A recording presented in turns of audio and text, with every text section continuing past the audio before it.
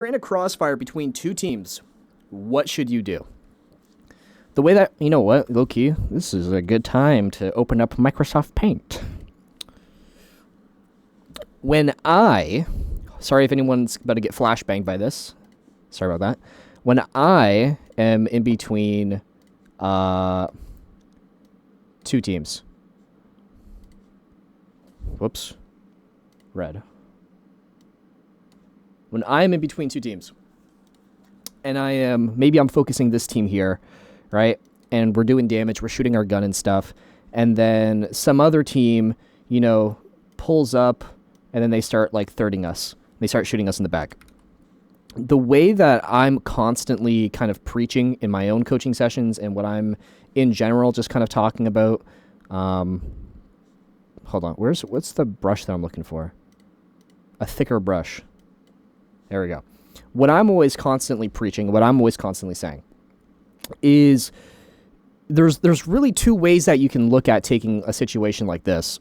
One is you can try to push to the outside of a fight.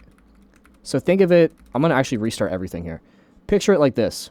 That's not a circle. You have your fight, right?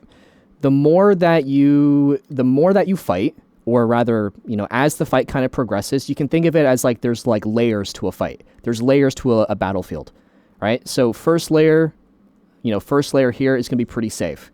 That next layer that you start fighting in, the fight starts becoming increasingly more dangerous, right? You add, as you get a little bit deeper into the fight, and you can just think of this as how close you are to a team, right? Is going to get a little bit more crazy. And then, there we go. And then you have your, your final fight. And this is your swing. So you have a team inside here. This is you swinging. And then you have, how you're playing here. That's not what I wanted. I want the pen. That's also the wrong brush. As we're fighting, right? The further away you are from your enemies, the harder it is to actually see them, the harder it is to actually fight them, the harder it is to control a fight. So over time, your goal is to close that space.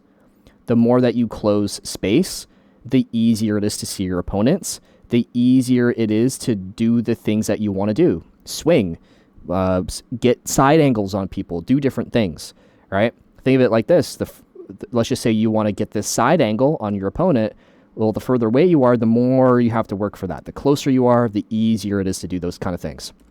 So, as we're taking a gunfight, let's just say we are posted up right here, right?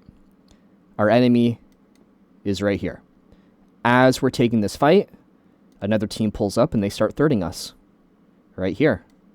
Well, we don't really want to be, in the middle of this fight because obviously we're getting shot by everyone. So instead of staying in a zone that is really, kind of dangerous, again, think of the circle, how close we are to everyone. What we want to make sure that we do is we want to break all the way back to the outside of the fight. And by playing on the outside of a fight,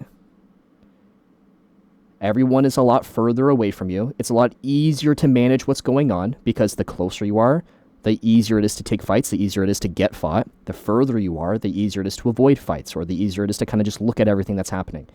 Once you're to the outside of the fight, you kind of have two options. You can either let this team try to come in and fight the team you're originally fighting, or you can wrap around and you can push one of the teams into the other.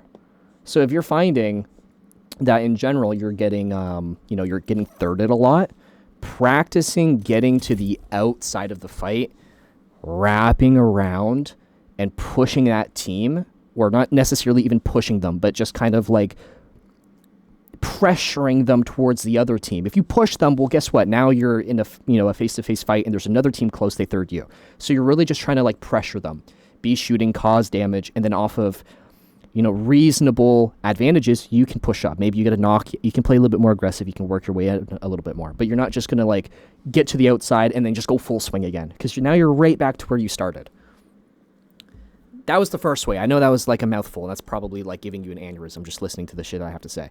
The second way is you would basically just push as hard as you can, one of the other like whatever team you think that you have the biggest advantage on, just push the shit out of them.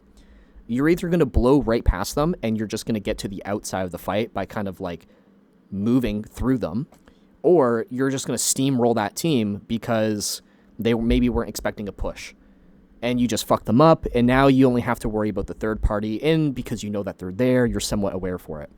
That's probably the worst option because it requires you to take a fight that you don't have control over. But it is an option that you should also use, you know, push come to shove. Yo, what up, Sloth? Much love, man. I'm happy that you enjoy the shorts. Where's my Pika? Yeah, welcome back, dude. Don't forget to strafe forwards and backwards. Yeah, don't forget to strafe forwards and backwards, gang. Bro, what is up with the queues today? Am I on, like, some crazy Chinese server? No, I'm on US East. Is everyone just playing wild cards? Should I just play wild cards?